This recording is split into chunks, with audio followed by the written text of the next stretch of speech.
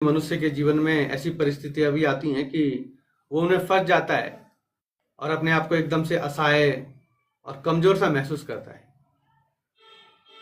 और परेशानियों से मुक्ति का कोई उपाय भी नहीं समझ में आता हमें। और जो मदद करने वाले व्यक्ति होते हैं वो भी अपना हाथ हमेशा पीछे खींच लेते हैं। और ऐसे में ही हम हमेशा परमात्मा के प्रति और संसार के प्रति दुर्भावनाओं को अपने भीतर जागृत कर लेते हैं और हम ये सोच लेते हैं कि परमात्मा भी नहीं होते, भक्ति करने से कुछ नहीं होता, साधना करने से कुछ नहीं होता, ध्यान करने से कुछ नहीं होता, क्योंकि हमारे अंदर धैर्य की बड़ी कमी होती है। और जितने भी संसार में श्रेष्ठ महापुरुष हुए, ऋषि हुए, उन्होंने भी अपने इस मानव जीवन में आकर अनेकों परेशानियों का सामना करते हुए परमात्मा की ओर की यात्रा की।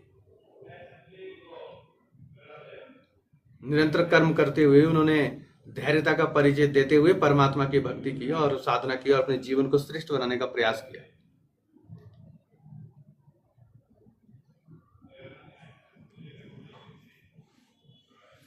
पर हम थोड़ा सा भी धैर्य नहीं रख पाते, थोड़ा सा भी धैर्य धारण नहीं कर पाते। बस आज ही हम लक्ष्मी के मंदिर जाएं और आज ही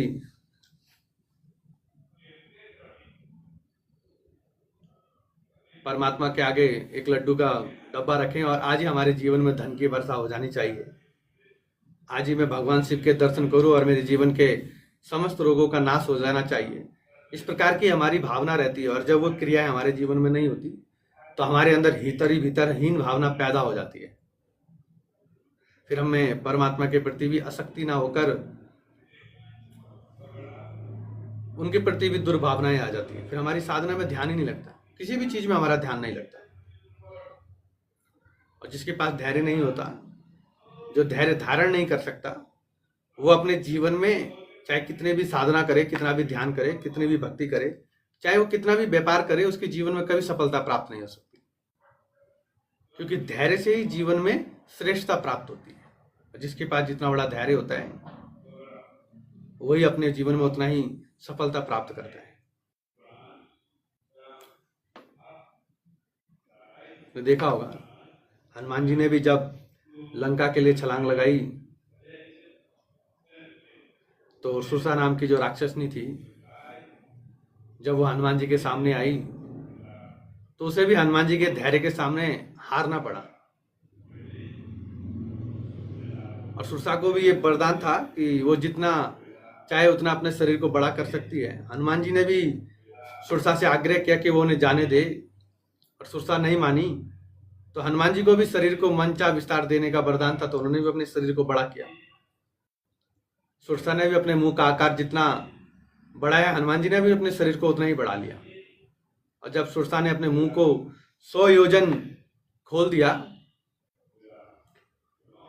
तो हनुमान जी ने एकदम लघु रूप धारण करके उसके मुंह के भीतर जाकर बाहर आ गए, क्योंकि धैर्य के साथ वो सुरसा के मुंह में गए और धैर्य के साथ उसके मुंह से बाहर भी निकल आए। ठीक वैसे ही हम भी अपने जीवन में जब कोई धैर्य के साथ कार्य करते हैं, धैर्य के साथ अपने जीवन में आगे बढ़ने का प्रयास करते हैं, तो हमारे जीवन में सफलता प्राप्त होती ही होती है।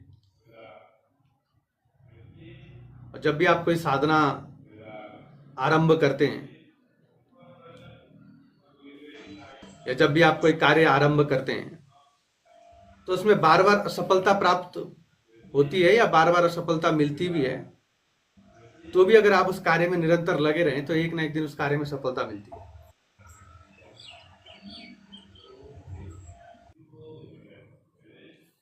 और आप साधना बीच में ही छोड़ दें और आप अगर आपने कोई कार्य शुरू किया उसे बीच में ही छोड़ दें, उसमें निरंतरता ना दे सकें, अपना धैर्य नहीं रखते, तो ना तो वो साधना ही सफल होती है, ना आपकी पूजा सफल होती है, ना आपका कार्य सफल होता है, आपके जीवन में कोई परिणाम आपको मिलता ही नहीं। लेकिन हमेशा याद रखो कि बार बार अपनी साधना आप करते रहो, क्योंकि जीवन भी एक साधना है। एक ना एक दिन सफलता उसे अवश्य प्राप्त होती है। और ये सभी समस्याएं प्रत्येक व्यक्ति के जीवन में आती है। हर किसी के जीवन में धैर्य की कमी होती है और जिसके जीवन में धैर्य होता है वही अपने जीवन में श्रेष्ठता को प्राप्त करता है। चाहे वो गृहस्थ जीवन हो, चाहे संन्यास जीवन हो, चाहे वो आध्यात्मिक यात्रा हो, चाहे वो भौतिक यात्रा हो।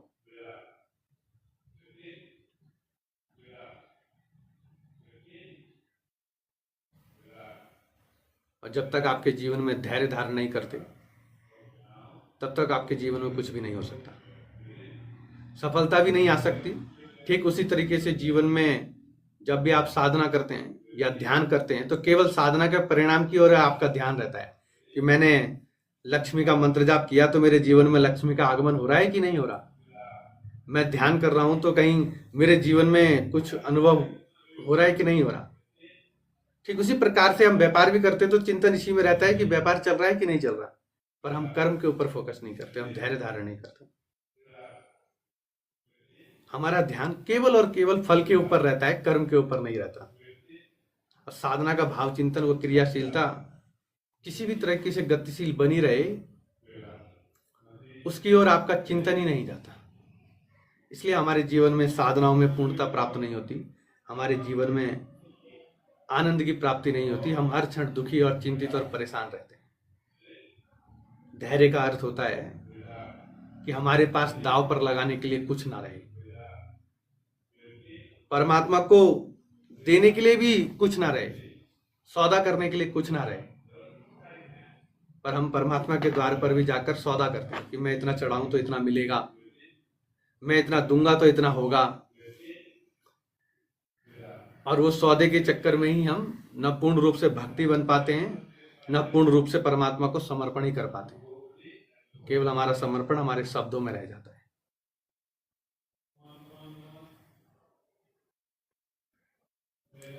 भक्त का मतलब होता है देने वाला, पर हमें सिखाया ही उल्टा गया है कि भक्ति का मतलब होता है मांगने वाला। मंदिर जाना है तो मांगना है, गुरु के द्वार पर जाना है तो मांगना है। हमें सिर्फ बचपन से यही सिखाया जाता है कि हमें मांगना है, पर वास्तविक रूप में भक्ति का अर्थ होता है देने वाला। भक्त का मतलब ही देने वाला। भक्ति के रूप में परमात्मा को अपने आप को समर्पण करने की क्रिया, वही भक्त है जो देने का भाव जानता है, जो केवल सौदा नहीं करता। सौदा करने के लिए कुछ होता ही नहीं उसके पास, और देखा जाए तो हमारे पास कुछ भी नहीं है। मांग हमारी ऐसी होती है परमात्मा से कि लक्ष्मी सिद्ध हो जाए, काली के दर्शन हो जाएं, मेरे व्यापार में मुझे इतनी सफलता मिले कि 1 से 4 हो जाएं।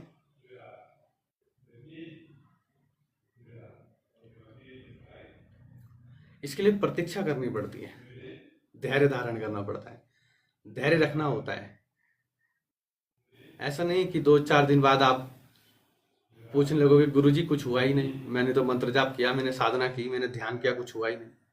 जैसे छोटा बच्चा होता है ना, आम की गुठली को लेके जमीन में गाड़ता है और दिन में 4 बार उखाड़ कर देखता है कि अभी तक इसमें से पेड़ थोड़ा सा भी अंकुर क्यों नहीं निकला।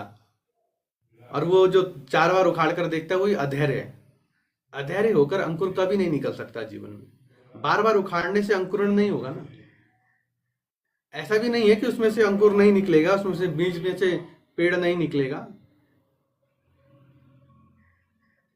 उस ओर आपका चिंतन ही नहीं जाता। इसलिए साधनाओं में पूर्णता प्राप्त नहीं होती, इसलिए हमारे जीवन में सफलता प्राप्त नहीं होती।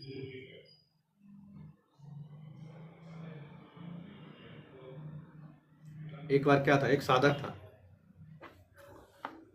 वो अपने गुरु की बहुत सेवा करता था। तो गुरु ने प्रसन्न होकर कहा कि तुझे क्या चाहिए। तो उसने कहा मुझे खुशी चाहिए। ये हमारे जीवन में सभी के लिए बहुत इंपॉर्टेंट टॉपिक है ना। और वो अपने गुरु की इतनी सेवा करता था कि उसने अपने गुरु ने जब उससे पूछा कि तुझे क्या चाहिए, गुरु जब उसकी सेवा से प्रसन्न हुए तो गुरु ने उससे जब कहा तो उसने गुरु से कहा कि गुरुदेव मुझे खुशी चाहिए, आनंद चाहिए, और वो भी बहुत बड़ी खुशी चाहिए। तो गुरुदेव ने भी कहा ठीक है, कुछ दिनों के बाद तेरे घर पर खुशी आएगी। और वो बड़ा खुश होकर अपने घर गया और उसने कुछ दिनों तक इंतजार किया, और जब वो समय आया तो उसने अपने घर में बड़े बड़े पकवान बनाए, पूरे घर को सजाया, पकवान बनाए और खुशी का इंतजार करने लगा। और एक दिन क्या हुआ, एक छोटी सी लड़की उसके घर के दरवाजे पर आई और दरवाजे पर खड़ी थी। तो उस साधक ने उससे पूछा, आप कौन हो? तो उसने कहा कि मेरा नाम खुशी है। तो उस साधक ने पूछा, तुम बहुत छोटी हो, मैंने तो बहुत बड़ी खुशी मांगी थी। और उसने उस खुशी को अपने घर से निकाल दिया और वो भी वहां से चली गई। और कई वर्ष बीते, कई साल बीतने के बाद एक दिन ठीक उसी के सामने उसी का एक गुरु भाई रहता था। उसके यहाँ बहुत बड़ा खुशी का माहौल था और सब कुछ उसके घर में बड़ी सजावट थी। तो उसने देखा उसके घर में ऐसा क्या है जो इतना खुशी का माहौल है। तो वो उसके घर गया और उसने पूछा कि आपके यहाँ इतनी खुशी का माहौल क्यों है, खुशी क्यों है? तो उसने कहा कि आज हमारी जो खुशी थी, जो छोटी थी, वो बड़ी हो गई। तो उसने कहा कि वो कौन है वो खुशी, मुझे भी मिलाओ। और जब वो उससे मिलने गया तो देखा उसने वो वही लड़की थी जो उसके घर पे कुछ सालों पहले आई थी, पर वो छोटी थी। और जब उस लड़की से मिला तो उसे देखते ही उसकी आंखें खुली की खुली रह गई। उसने पूछा कि तुम मेरे घर क्यों नहीं आई? उसने कहा, लड़की ने, कि मैं आई थी और जब मैं तुम्हारे घर आई थी तब मैं छोटी थी, पर अब मैं बड़ी हो गई। इसलिए जीवन में धैर्य का होना बड़ा जरूरी है। ऐसा नहीं है कि हम कोई भी कार्य या साधना या मंत्र जाप या ध्यान करते हैं तो सफलता नहीं मिलती। सफलता छोटी भी हो सकती है, सफलता बड़ी भी हो सकती है। और इसलिए जीवन में छोटी छोटी सफलता ही धैर्य के साथ जब हम उन्हें अपनाकर आगे बढ़ते हैं तो वही छोटी छोटी सफलता हमारे जीवन में बड़ी सफलता का निर्माण करती है। तभी हमारे जीवन में हम बड़ी सफलताओं को आत्मसात कर सकते हैं। अब आप नॉर्मल सी एक बात सोचो, आप कोई भौतिक दृष्टि से ही सोच लो, आप कोई कार्य करते हो, कोई व्यापार करते हो और एकदम से ही आपका व्यापार करोड़ों में हो जाए तो आप उसे पचा पाएंगे? तो धीरे धीरे करते करते ही तो वो व्यापार बड़ा होता है। ठीक वैसे ही जीवन में हम छोटी छोटी खुशियों को जब अपने हृदय में धारण करते हैं तो वो छोटी छोटी खुशियां ही हमारे जीवन में बड़ी खुशियों का निर्माण करती हैं। जब हमारी साधना में, हमारी भक्ति में जो छोटे छोटे अनुभव होते हैं, छोटी छोटी सफलताएं होती हैं, वही हमें बड़ी सफलताओं की ओर प्रेरित करते हैं। तभी तो हम उसे आत्मसात कर सकते हैं। हम धैर्यहीन होकर बस लघु सफलताओं को भूल जाते हैं। परमात्मा जो छोटे छोटे हमारे कार्य बनाते हैं, छोटे छोटे हमारी समस्याओं से हमें बाहर निकालते हैं, हम उन्हें भूल जाते हैं और परमात्मा से शिकायत करते हैं। केवल और केवल हम शिकायत करते हैं भगवान से कि तुमने मुझे दुख दे दिया, तुमने मेरे जीवन में ऐसा किया, तुमने ऐसा किया। परमात्मा कभी किसी को दुख देते ही नहीं। हम अपने गुरु से भी शिकायत करने पहुंच जाते हैं। अगर प्रतीक्षा हो तो जीवन में विचार भी शांत हो जाते हैं। जिसके अंदर धैर्य होता है उसकी बुद्धि स्थिर होती है और जिसकी बुद्धि स्थिर होती है उसके विचार भी शांत होते हैं और जब विचार शांत होते हैं तो उसे जीवन में सफलता प्राप्त होती है।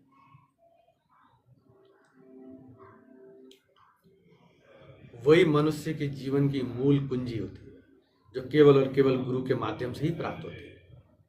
और जल्दबाजी में कुछ किया जाए तो मन में एक हमेशा तूफान उठते हैं।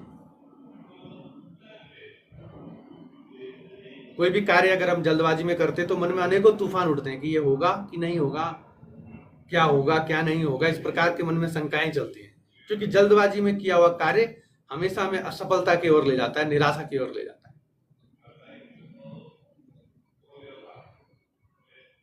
कभी कभी आपने देखा होगा, कहीं आपको बाहर जाना है तो आप जल्दबाजी में भागने का प्रयास करते हैं तो आप घर की चाबी ताले में ही छोड़ देते हैं। इसलिए साधना और अध्यात्म का मार्ग ही धैर्यता का मार्ग है, गंभीरता का मार्ग है। जिसके अंदर धैर्यता है, गंभीरता है, वही अध्यात्म के मार्ग पर श्रेष्ठता प्राप्त कर सकता है। क्योंकि कभी भी हो और जब भी हो उसे हो जाने दो। इसलिए ईश्वर पर छोड़ देना का मतलब ही साधना है, भक्ति है। ईश्वर के ऊपर सब छोड़ देना, परमात्मा के ऊपर छोड़ देने का मतलब ही प्रतीक्षा है। और धैर्य हो तो ईश्वर से कोई शिकायत नहीं होती, परमात्मा से कोई शिकायत नहीं रहती। और जिसके पास धैर्य है उसके पास सत्य का धन है, उसके पास तत्क्षण उपलब्ध हो जाता है। अब हम हमेशा सोचते हैं आज ही मिल जाए, अभी ही मिल जाए। ऐसे मन की वासना हो तो कभी भी हमें परमात्मा की अनुभूति नहीं मिलती। मैं प्रतीक्षा करूंगा, कभी भी मिल जाए, थोड़ा ही सही, जब भी उसकी कृपा होगी मिल जाए, तो अभी भी मिल सकता है और नहीं भी मिल सकता है। इसलिए जीवन में जितना बड़ा धैर्य होता है अपने जीवन में, अध्यात्म के मार्ग में, अपने भौतिक जीवन में, उतनी बड़ी ही उसे साधना में सफलता प्राप्त होती है। आपने पंचतंत्र की एक कहानी तो सुनी होगी कौवे की। एक बार आसमान में उड़ते हुए एक कौवे को बहुत तेज प्यास लगी, तो अचानक उस जंगल में एक घड़ा दिखाई दिया और वह घड़े के पास उतरा, लेकिन उसे देखकर वो निराश हुआ, क्योंकि घड़े में पानी इतना नीचे था कि उसकी चोंच वहां तक पहुंच ही नहीं सकती थी।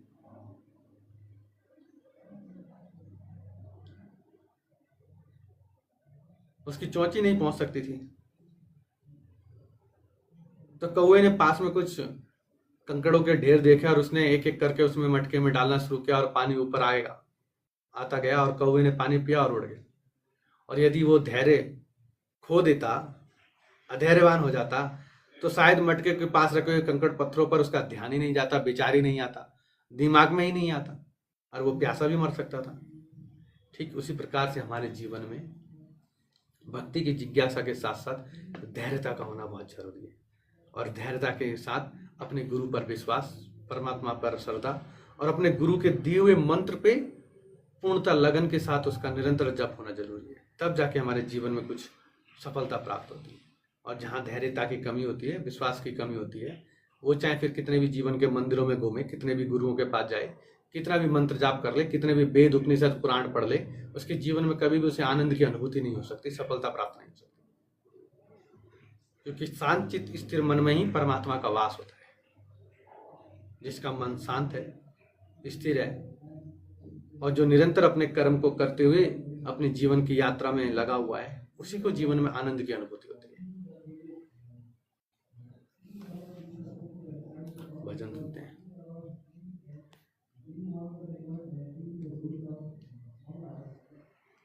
और मैं देखता हूं बहुत सारे लोगों को गुरु तो बना लेते हैं, पर फिर उस हिसाब से चल नहीं पाते। साधना तो करते हैं पर साधना में स्थिरता नहीं ला पाते, क्योंकि उनका मन अस्थिर होता है, वो हर क्षण भटकते रहते हैं।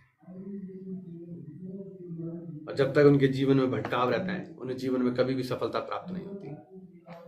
बस उनके मन की संतुष्टि के लिए ही वो भटकते हैं, आत्मा को संतुष्टि प्राप्त नहीं होती। सभी जना मिले रहे टैप टैप करो ना, भजन सुनते हैं और विदा लेते हैं।